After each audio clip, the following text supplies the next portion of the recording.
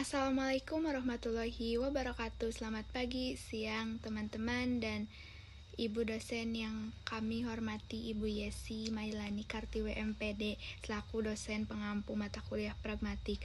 Kami dari kelas A2 2023 ingin mempresentasikan hasil penelitian kami yang berjudul Analisis Prinsip Kerjasama GRIS dalam Percakapan Deddy Corbuzier dan Theodorik pada podcast The Host di YouTube. Penelitian ini disusun untuk memenuhi tugas ujian mata kuliah pragmatik.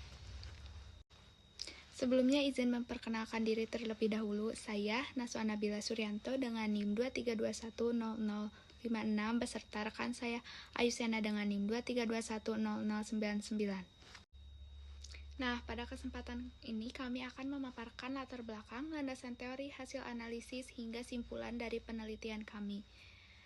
Nah, bahasa merupakan alat komunikasi utama yang digunakan manusia untuk menyampaikan berbagai hal seperti gagasan, emosi, maupun informasi. Namun, dalam praktiknya makna bahasa tidak selalu bersifat langsung. Hal ini karena makna sangat dipengaruhi oleh konteks seperti situasi, siapa yang berbicara, dan kepada siapa tuturan itu disampaikan. Dalam kajian pragmatik, makna tidak hanya dilihat dari apa yang diucapkan, tetapi juga dari makna tersembunyi pembicara serta bagaimana pendengar memahami. Salah satu konsep terpenting dalam pragmatik adalah prinsip kerjasama yang dikemukakan oleh GRIS.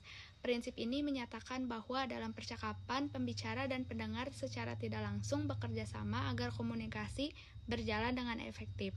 Namun, komunikasi sehari-hari, khususnya dalam podcast yang bersifat santai, prinsip ini seringkali tidak dipatuhi secara penuh. Pelanggaran terhadap maksim justru sering digunakan untuk menyampaikan makna tersirat, humor, atau bahkan sindiran. Fenomena inilah yang menarik untuk diteliti, khususnya dalam podcast The Host yang dibawakan oleh Deddy Corbuzier dan Theodorik. Nah, berdasarkan latar belakang tersebut, terdapat 3 rumusan masalah dalam penelitian kami. Yang pertama, bagaimana penerapan prinsip kerjasama GRIS dalam percakapan podcast tersebut. Yang kedua, maksim apa saja yang dipatuhi dan dilanggar. Dan yang ketiga, apa makna implikator yang muncul dari tuturan dalam percakapan tersebut. Adapun tujuan dari penelitian ini adalah sebagai berikut. Yang pertama, untuk mendeskripsikan penerapan kerjasama GRIS dalam podcast The Host. Kedua, untuk mengidentifikasi jenis maksim yang dipatuhi maupun yang dilanggar. Dan yang ketiga, untuk menjelaskan implikator percakapan yang muncul dalam tuturan tersebut. Pragmatik merupakan cabang ilmu yang mempelajari makna bahasa berdasarkan penggunanya. Artinya, makna suatu tuturan tidak bisa dilepaskan dari situasi, penutur, dan lawan tutur. Dalam komunikasi ini, terutama di media podcast, seringkali pembicara tidak menyampaikan maksud secara langsung. Oleh karena itu, pendekatan pragmatik ini sangat penting untuk memahami makna yang tersembunyi di balik suatu tuturan. Nah, selanjutnya ada prinsip kerjasama. Prinsip kerjasama merupakan prinsip yang menyatakan bahwa setiap peserta percakapan berusaha memberikan kontribusi yang sesuai agar komunikasi berjalan efektif. Namun dalam praktiknya prinsip ini tidak selalu terpenuhi. Pelanggar terdapat prinsip kerjasama yang justru selalu memanfaatkan sebagai strategi komunikasi, misalnya untuk menyampaikan kritik secara halus, menciptakan humor, atau menyampaikan makna tersirat yang tanpa harus mengungkapkan secara langsung. Nah, menurut GRIS, komunikasi berjalan jika penutur dan lawan tutur bekerja sama. Ada 4 aturan yang utama disebut maksim. Di sini juga ada implikator percakapan, merupakan makna tersembunyi yang tidak disampaikan secara langsung oleh penutur. Implikator biasanya muncul ketika penutur tidak sepenuhnya mematuhi maksim dalam prinsip kerjasama, sehingga lawan tutur memahami maksud sebenarnya melalui konteks percakapan. Dengan kata lain, implikator ini menjadi kunci untuk memahami pesan yang tidak diungkapkan secara eksplisit.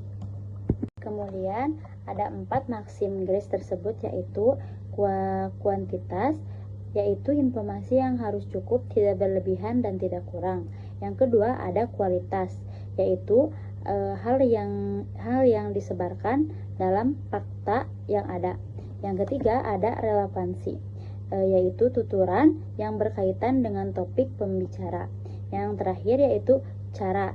Cara ini digunakan dengan bahasa yang jelas, tidak ambigu, dan struktur. Nah, dalam penelitian ini kami menganalisis sebanyak 20 data percakapan dari podcast tersebut. Sebagai contoh, pada data kedua terdapat penggunaan kata mungkin yang menunjukkan adanya spekulasi. Hal ini termasuk pelanggaran maksim kualitas karena tidak didukung bukti yang jelas. Namun di balik itu terdapat implikator berupa kritik terhadap fenomena kesuksesan instan. Selanjutnya, pada data ke-8, terjadi pelanggaran maksim relevansi karena jawaban yang diberikan tidak sesuai dengan pernyataan. Namun, tuturan tersebut mengandung sindiran terhadap ketidaksesuaian antara usaha dan hasil. Dari beberapa contoh tersebut, dapat dilihat bahwa pelanggaran maksim tidak selalu berdampak negatif, tetapi justru menghasilkan makna yang lebih dalam. Kemudian ada pelanggaran dan implikator.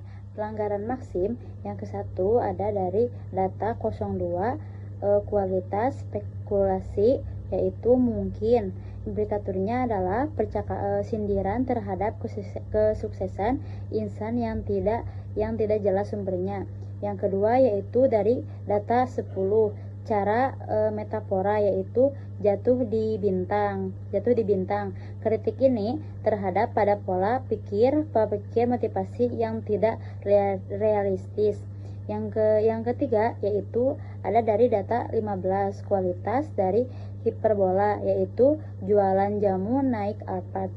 Sindiran terhadap gaya yang tidak sebanding dengan realitas usahanya. Yang terakhir ada relevansi, yaitu jawaban tidak langsung, menghubungkan kecepatan pesan makan dengan problem solving. Nah, yang terakhir ada kesimpulan. Prinsip kerjasama tidak selalu harus dipatuhi. Pelanggaran ini bisa jadi strategi komunikasi untuk menyampaikan makna yang lebih dalam. Demikian presentasi dari kelompok kami. Mohon maaf apabila terdapat banyak kekurangan. Terima kasih atas perhatiannya. Wassalamualaikum warahmatullahi wabarakatuh.